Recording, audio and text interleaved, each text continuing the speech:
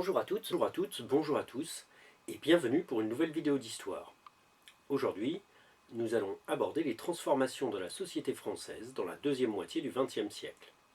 Nous avons déjà vu dans des leçons précédentes les évolutions politiques, le passage de la 4e à la 5e République, et nous avions déjà vu au trimestre précédent les transformations du monde à la même époque. Donc dans cette leçon, nous allons essayer de nous concentrer sur ce qui va changer dans le mode de vie des habitants de la France sur une cinquantaine d'années environ. Le premier aspect que nous allons traiter est celui des 30 glorieuses. 30 glorieuses, c'est une expression qui désigne les 30 années environ qui vont de la fin de la Deuxième Guerre mondiale, 1945, jusqu'à 1975 à peu près, c'est-à-dire quand les effets de la crise économique mondiale commencent à se faire sentir. 30 glorieuses parce que pendant ces 30 années, la croissance économique est assez forte et que le niveau de vie moyen de la population augmente régulièrement. Ainsi, on peut voir que le taux d'équipement des ménages, donc des familles françaises, s'améliore, avec de nouveaux objets à disposition, que ce soit les réfrigérateurs, que ce soit les voitures, mais on pourrait aussi citer l'eau courante ou l'électricité qui se généralise véritablement. On entre en même temps dans ce qu'on commence à appeler une société de consommation. Société de consommation parce que, d'une part, les publicités commencent à devenir de plus en plus nombreuses. Première publicité à la télévision dans les années 1960. Les grandes surfaces font leur apparition. En 1959, le premier supermarché ouvre en France. Et de plus en plus d'objets sont directement achetés alors qu'ils étaient autrefois fabriqués dans chaque famille. Ainsi, les vêtements prêt-à-porter, qui semblent aujourd'hui extrêmement habituels et courants pour nous, se développent véritablement pendant les 30 glorieuses. Auparavant, la plupart des familles achètent du tissu qui est cousu directement, par la mère de famille le plus souvent, quand les plus riches s'adressent à un tailleur qui leur coud des vêtements sur mesure. Associé à cette période d'amélioration du confort matériel, les 30 glorieuses, l'entrée dans la société de consommation, on pourrait ajouter le baby-boom. Dans les années qui suivent la Deuxième Guerre mondiale, le taux de natalité en France augmente et il restera à un niveau relativement élevé jusqu'à la fin des années 1960. On a donc des générations plus nombreuses qui commencent à arriver au travail pour la plupart d'entre eux dès 18 ans, mais pour certains aussi dans l'enseignement supérieur. C'est à cette époque que le nombre d'étudiants s'agrandit rapidement lui aussi. Dans le cadre d'une société de consommation, de nouvelles émissions s'adressent à ces jeunes et leur proposent des musiques elles aussi nouvelles comme le rock'n'roll. Mais les jeunes sont aussi à l'origine de mouvements beaucoup plus contestataires. Contre la guerre d'Algérie d'abord, contre la guerre du Vietnam ensuite quand les États-Unis entrent en guerre en Asie, contre d'anciennes colonies françaises.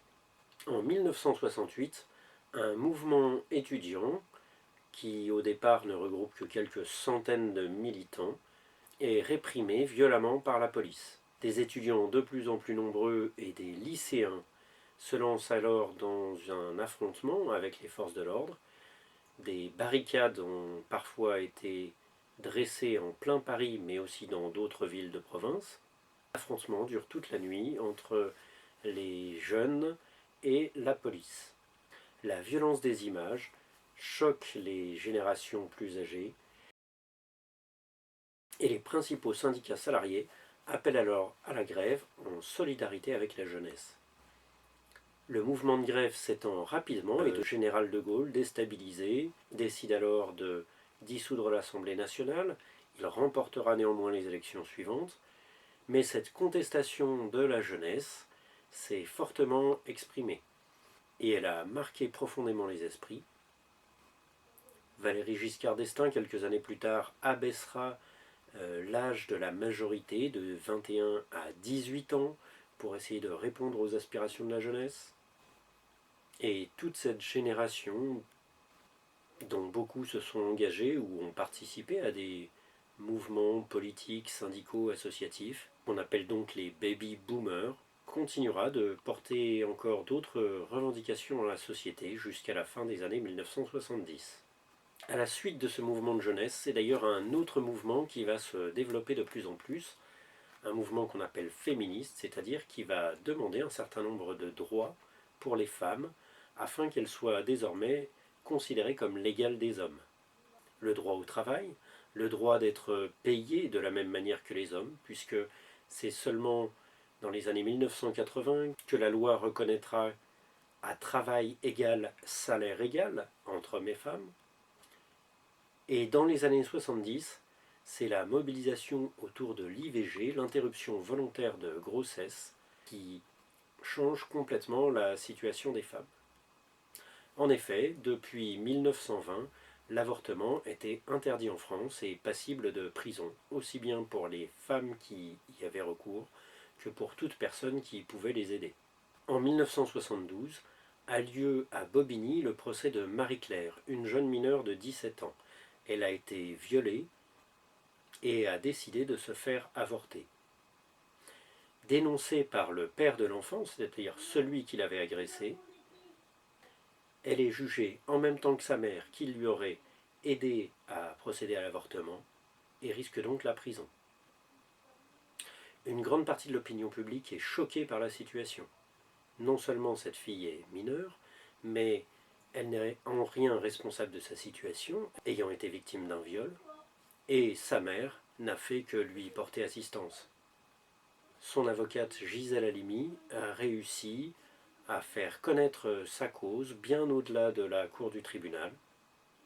Et la justice, d'ailleurs, ne condamnera ni Marie-Claire ni sa mère à de la prison, condamnant à une simple amende la personne qui avait procédé à l'avortement. Les mouvements féministes, comme le MLAC, Mouvement pour la libération de l'avortement et de la contraception, exigent alors la légalisation de l'avortement en France, et la ministre de la Santé, Simone Veil, va proposer une loi dans ce sens. Elle est fortement critiquée, y compris par son propre camp dans les débats de l'Assemblée, mais une majorité se dégage pour dépénaliser l'avortement. Désormais, les femmes ne sont plus condamnées lorsqu'elles ont recours à une interruption volontaire de grossesse. Le divorce par consentement mutuel est autorisé à peu près à la même période. Cela signifie que jusque-là, pour divorcer, il fallait pouvoir prouver que l'un des deux époux avait commis une faute, donc avait quitté le domicile ou avait commis un adultère. Désormais, les deux parents peuvent se mettre d'accord pour se séparer sans avoir besoin de mettre l'un des deux en accusation. Enfin, une dernière évolution importante dans la société française tient à l'immigration. En effet, jusqu'en 1962, la France métropolitaine a accueilli un certain nombre de travailleurs des colonies qui étaient incités à venir travailler en France, par exemple pour la reconstruction après la Deuxième Guerre mondiale, mais aussi dans différentes industries et dans le bâtiment, la construction. Dans les années qui suivent les indépendances, un simple contrat de travail suffit pour obtenir l'autorisation de venir en France ou d'y rester. D'ailleurs, certains industriels français, comme Citroën, vont directement recruter dans les nouveaux pays indépendants, en Afrique, des travailleurs à qui ils payent le billet d'avion à condition qu'ils s'engagent à travailler quelques années en France dans les usines. Ceux-ci sont logés dans des foyers de travailleurs immigrés, donc souvent des hommes seuls qui comptent rester 5 ans, 10 ans, gagner un peu plus d'argent qu'ils ne pourraient en avoir chez eux, puis rentrer au pays. Mais à partir du début de la crise économique en 1973, les lois changent. Désormais, il devient beaucoup plus difficile d'obtenir un visa pour venir en France. Une bonne partie des travailleurs immigrés veut donc rester en France parce qu'ils ne savent pas s'ils pourront revenir quelques années plus tard. Mais ils vont alors demander à faire venir leur famille auprès d'eux. Pour cela, la loi sur le regroupement familial permet au départ de faire venir sa femme et ses enfants pour une personne qui est déjà autorisés à résider en France. Mais cette loi va se durcir progressivement. Il sera demandé de justifier d'un certain revenu ou d'un logement suffisamment grand pour faire venir le reste de la famille. Il faut savoir que les immigrés ont logé pendant très longtemps en France dans des bidonvilles. C'est seulement vers la fin des années 60 que les derniers bidonvilles disparaissent pour être remplacés par des HLM, habitations à loyer modéré, donc de grands ensembles. L'immigration va donc désormais concerner aussi des femmes, des jeunes filles et de jeunes garçons qui vont grandir en France, apprendre la langue et, pour une bonne partie d'entre eux, devenir français. Avec le développement du chômage, malheureusement, on voit aussi se développer un certain nombre de propos xénophobes qui reprochent aux immigrés d'être responsables de la situation sociale, qui prennent toutes sortes de prétextes pour demander leur retour dans leur pays d'origine.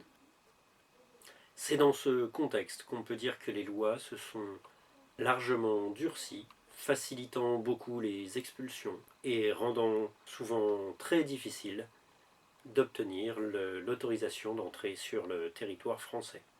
Alors voilà, ces quelques thèmes forcément n'expliquent pas toutes les évolutions de la société française des débuts de la Ve République à nos jours, mais ils permettent de voir déjà un certain nombre de changements importants qui ont pu avoir lieu depuis cette époque.